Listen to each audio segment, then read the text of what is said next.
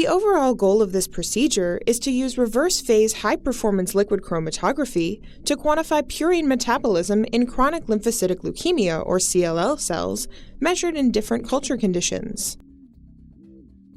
This method has been used to determine whether and how cells can produce adenosine in the extracellular environment. And this is a critical issue as adenosine is both a cytoprotective and immunosuppressive molecule. Furthermore, it requires a small amount of culture medium and sample preparation is extremely easy. We first had the idea for this method when we started studying purine metabolism in the tumor microenvironment, and we realized that it was essential to have an easy and reproducible way to measure this metabolism using primary cells.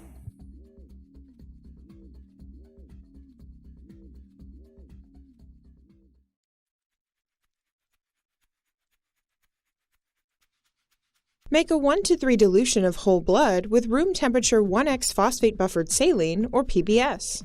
This step is needed to obtain purified CLL lymphocytes, then used to measure extracellular purine metabolism. Purify peripheral blood mononuclear cells from blood samples by density gradient centrifugation. First, underlay 5 milliliters of density centrifugation media in a 15 milliliter centrifuge tube, and carefully transfer 10 milliliters of diluted blood. Immediately centrifuge at 1,500 times G for 20 minutes at room temperature. Aspirate part of the supernatant with a glass Pasteur pipette connected to a vacuum pump.